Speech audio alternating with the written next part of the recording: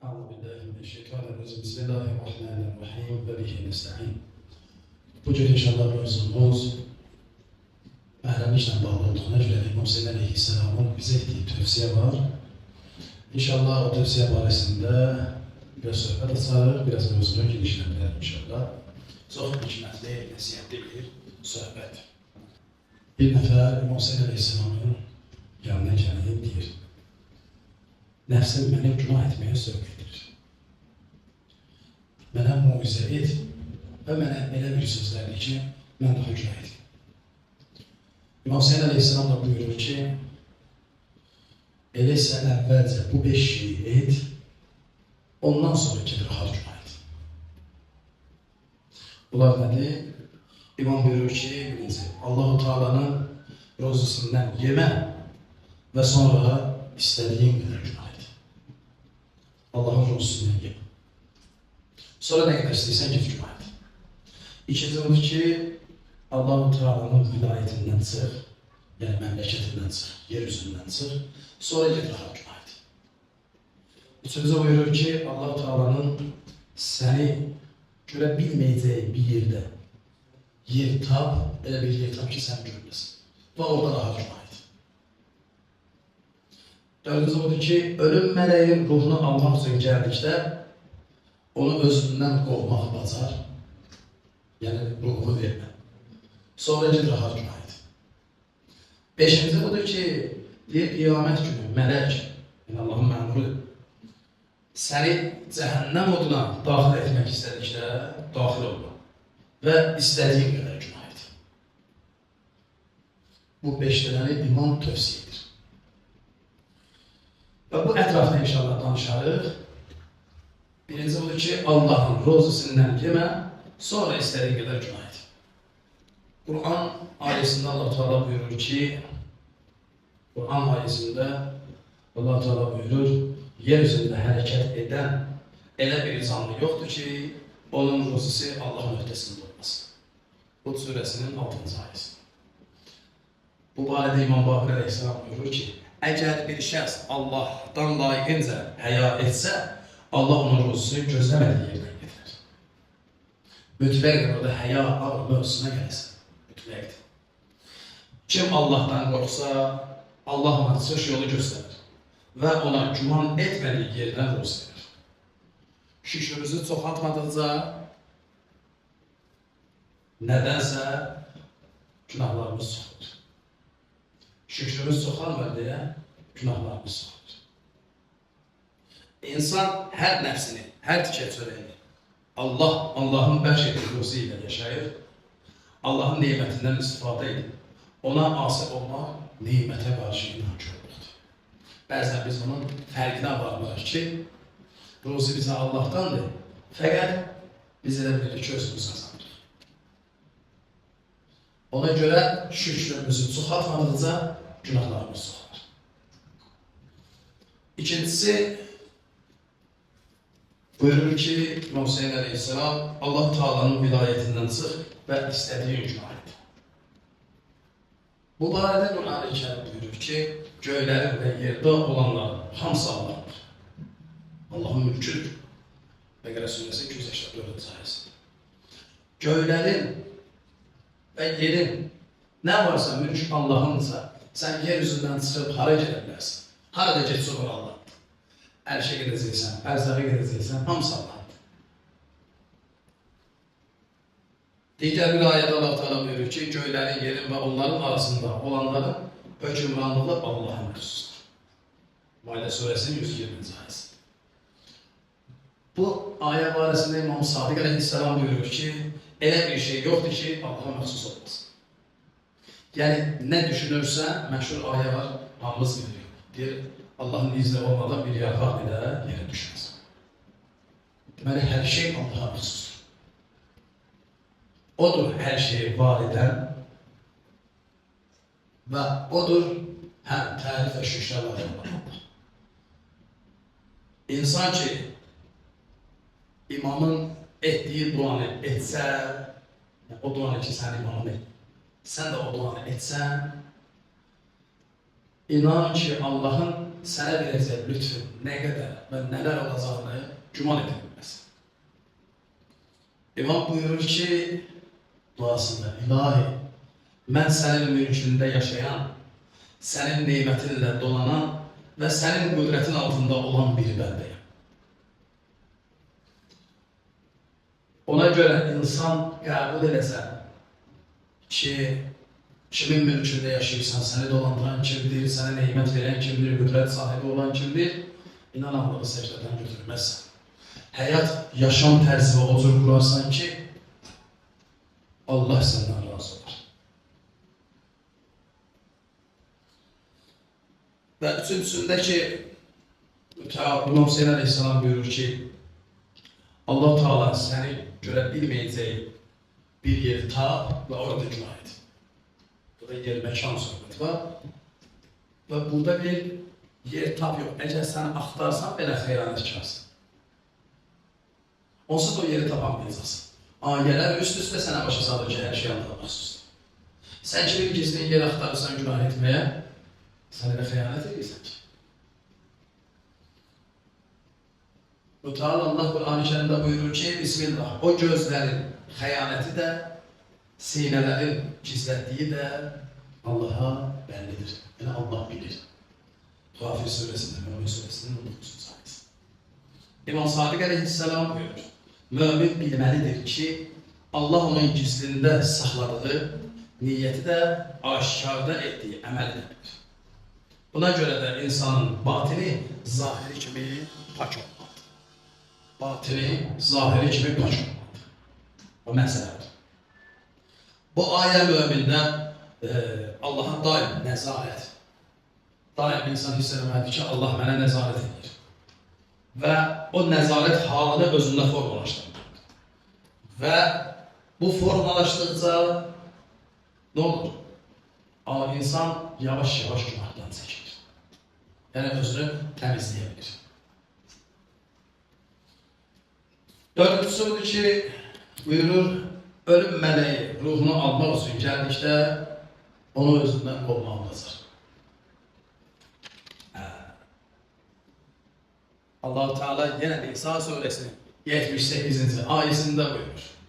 Harada olsanız belə, möhkəm qalarda olsanız da belə, möhkəm qalarda olsanız da belə, ölüm sizi necə yaxalayacaq.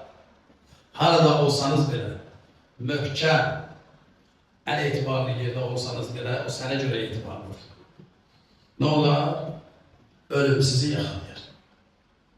Yəni sənin o qüdrətin, o qüvvətin yoxdur ki, ölüm mələyi özündə nə edirsən, uzaqlaşdırasın. Allahın təqdirindən qaça bilməyəcəyini bəyan etməlisən və Əhl-i Beytdən, əleyhissalamdan, bu ayənin məzmunu açıq, aşkar bir hədislə dərk etməlisən. Həzrət Əli əleyhissalam buyurur ki, insanın aldığı hər nəfəs onu ölümə bir addım daha yaxınlaşdırır. Nəhsü bəlaət edir.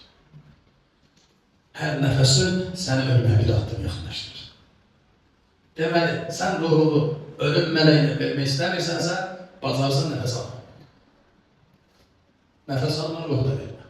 Mümkündür, nəfəs almasan, daha da ölüm mələyini daha da tezləşdirərsən. Yəni, sən Allah'a bəndəsisənsə, hər şeyi qəbullanır və insanın yaşam tərzi olan nədirsə, yəni Allah istəyən yaşam tərzi nədirsə, insan gərək o cür yaşasın.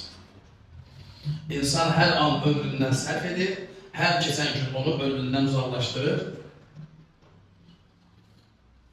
Uzaqlaşdırır, əksinə yaxınlaşdırır. Əksinə yaxınlaşdırır. İmam Sadiq Əleyhisselam buyurur ki, ölümü çox yad edən şəxs dünyaya az bağlanar və Allah onu qəlbini dirildir. Söhbət qəlbin dirilməsindən gedir. Ki, sən bundan bir nəticə çıxarırsın. Kafirlər, o ayədə buyurur, kafirlər dəstə-dəstə cəhənnəmə sürüklənəcəkdir. Hansı kafirlər? O kafirlər ki, həqiqətən Allah'ı inkar edirlər və onun Rəsulunu inkar edirlər. Başqa bir ayədə deyir ki, o gün heç kəs Allah nəzabı kimi əzab verə bilməz və onun bağladığı kimi heç kəs bağlaya bilməz. Məsələ budur. Və beşincisindən ki, gəldik bu ayə ilə qiyamət günü mələk cəhənnəm ondan daxil etmək istədikdə daxil. Qiyamət günü Allahın hökmündən qaçmaq mümkün olmayacaq. Buna görə də ağıllı insan həmin günü düşünərək bu dünyada günahdan çəkinər. Bu nəsiyyətin əsas mesajı budur ki, İmam Hüseyin əleyhissalamın tövsiyə etdiyi, əsas bizə çatdırdığı mesaj budur ki, insan bütün varlığı ilə Allah'a möhtacdır. Allahın ruzusu ilə yaşayır, onun mülkündədir, daim onun nəzarəti altındadır, ölümdən qaça bilmir və qiyamət günü onun ədaləti ilə hökmlər qarşılaşacaq. Bunları dərk edən mömin günah etməyə cəsarət etməz, əksinə həmişə tövbə edir, Allahın razılığını qazanmağa çalışır. Bu hikmət bizə öyrədir ki, günahın qarşısını alan ən böyük amil Allahın daim huzurunda hiss etməkdir. İnsanın qəlbində bu şükür güclərdikcə itaət artır, günah isə azalır. İnsanın ki, günahı azaldıqca, savabları artdıqca deyir, zəmanə imamının imamət mövzusunu birinci dərk edir və zəmanə imamının xidmətində necə qalmaq lazımdır və o cür başlayır xidmət eləməyə. Kərbəla məktəbini dərk etmək hamımız üçün çətindir. Amma bir qismini anlamaq çətin deyil. Sən o bir qismi anlamaq üçün imamətin öz hövzətinin, öz imamlığın xidmətində qalmağı dərk etməlisən.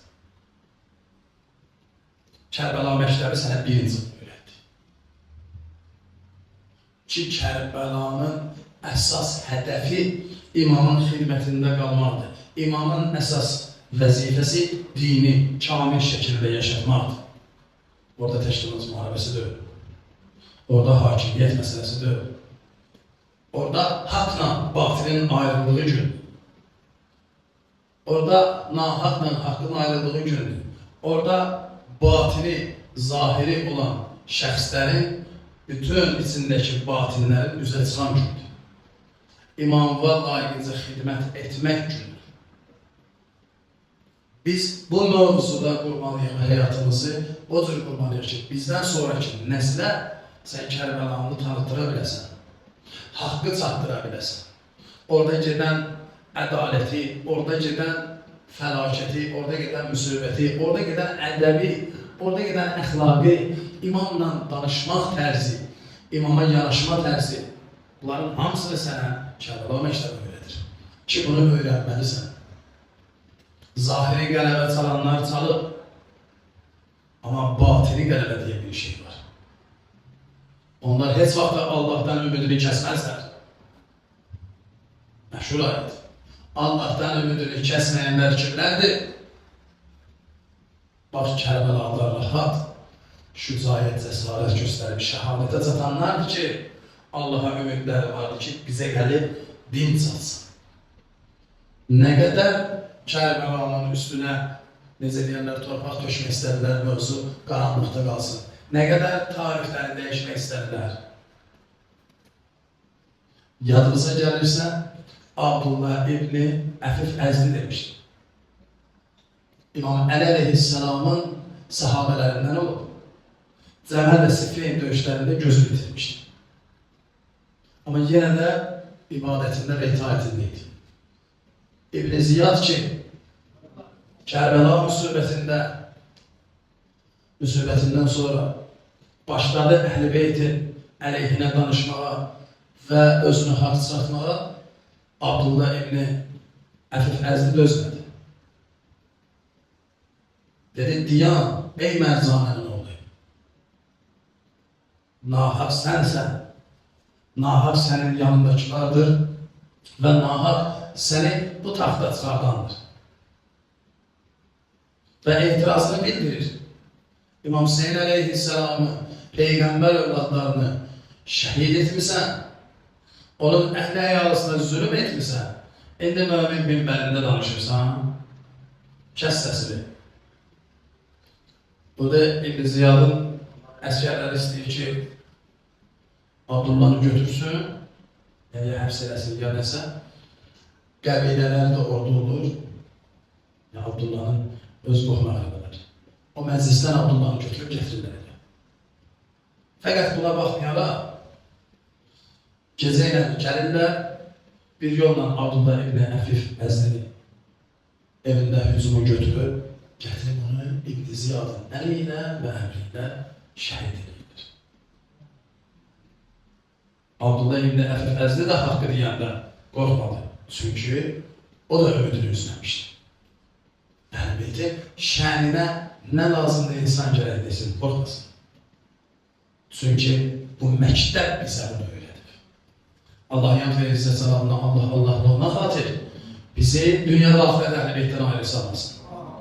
Bu qədər İmam Hüseyin əleyhissalamdan Əhl-i Beytin təbliğində olanlar, istər elmi ilə, istər qələmi ilə, istər razısı ilə, məthi ilə Əhl-i Beytin məth edirlər, ilahi dünya və axirət, onlar Əhl-i Beytdən ayrı salma ki. Sən gözəl Allahsın, sən günahlara bağışlayan Allahsın.